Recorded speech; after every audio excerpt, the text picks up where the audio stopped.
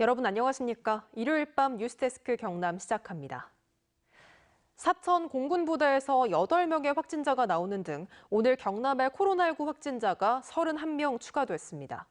경남에서 사회적 거리두기 2단계를 시행하는 지자체는 이제 3곳으로 늘었습니다. 장영 기자입니다. 경남의 추가 확진자는 31명입니다. 진주 14명, 사천 7명, 김해 6명, 양산 2명, 창원과 밀양 각각 1명입니다. 진주 지인 모임 관련 누적 확진자는 91명, 사천 음식점 관련 누적 확진자는 54명입니다. 4차 대유행 우려가 커지고 있습니다. 지금의 확산세를 꺾지 못한다면 전문가들의 우려처럼 4차 대유행이라는 고통스러운 시간을 마주해야 될지도 모릅니다. 사천 공군 훈련 비행단 소속 확진자는 8명으로 늘었습니다. 공군은 확진된 간부 1명이 지난 16일 민간인 확진자와 동선이 겹쳐 격리를 하던 중 확진 판정을 받았다고 밝혔습니다. 검사 대상도 대폭 확대됐습니다. 4명이 추가 확진자가 발생했습니다. 나머지 168명은 음성입니다. 추가로 400여 건에 대한 검사가 진행될 예정입니다. 진주시는 거리두기 2단계를 5월 3일까지 연장하고 사천시는 5월 2일까지 거리두기 2단계로 격상합니다. 김해시는 27일부터 2단계로 격상될 예정입니다. 경상남도는 특별 방역 대책을 마련해 추진하기로 했습니다. 명확한 기준이 없던 시군별 거리두기 단계를 인구 10만 명당 일주일 평균 확진자 수 기준으로 정했습니다. 유흥시설 5,289곳 모두 진단 검사를 실시하고 출입자 명부 관리를 강화합니다. 출입자 명부 관리를 대폭 강화하겠습니다. 출입자 명부 관리 시스템을 보완하고 출입 확인용 CCTV 설치도 확대하겠습니다. 이 밖에도 업종별 지역별 맞춤형 핀셋 방역과 신속한 백신 접종, 이상 반응 대응 체계를 강화하기로 했습니다. MBC 뉴스 장영입니다. 대학처럼 학생이 직접 과목을 선택해 수업을 듣고 일정 학점을 채우면 졸업할 수 있는 고교 학점제가 2025년부터 도입됩니다. 이 제도의 시행을 앞두고 경남에서도 준비가 한창인데요. 부정석 기자가 그 준비 현장에 다녀왔습니다. 고교 학점제 연구학교로 지정된 창원의 한 고등학교입니다. 점심시간 카페처럼 꾸며진 공간에서 학생들이 기출문제를 풀고 게임도 하면서 시간을 보냅니다. 종이 울리자 학생들은 대학생처럼 자신이 짠 시간표대로 강의실로 이동합니다.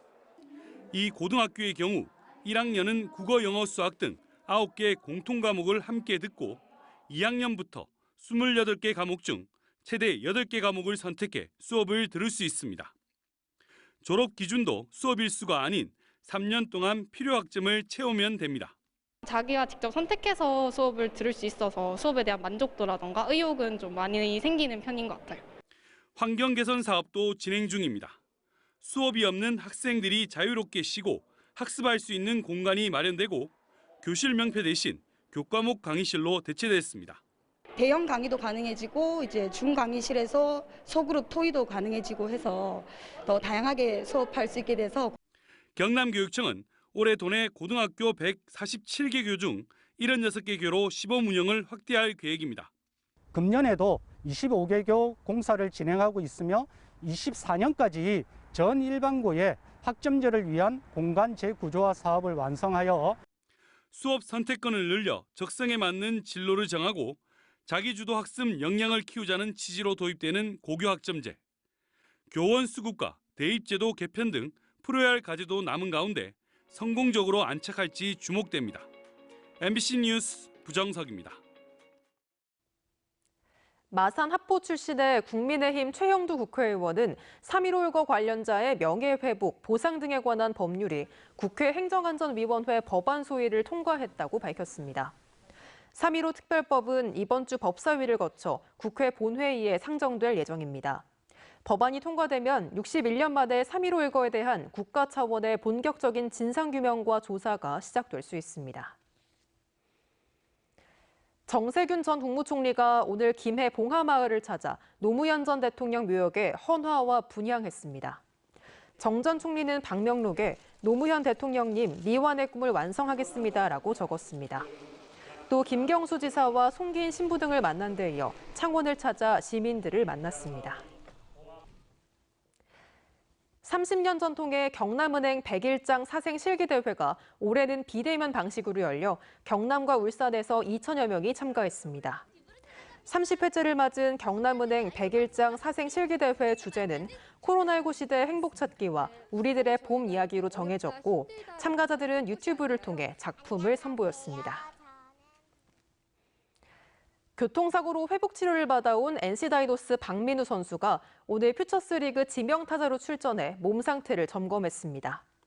마산구장에서 열린 경기에서 박민우는 3번 지명타자로 출전해 첫 타석 중전 안타, 3회는 내야 안타를 쳐 멀티히트를 기록했습니다. NC 다이노스는 박민우의 몸 상태를 지켜보며 1군 경기 1번 타자 복귀 여부를 결정하겠다고 밝혔습니다.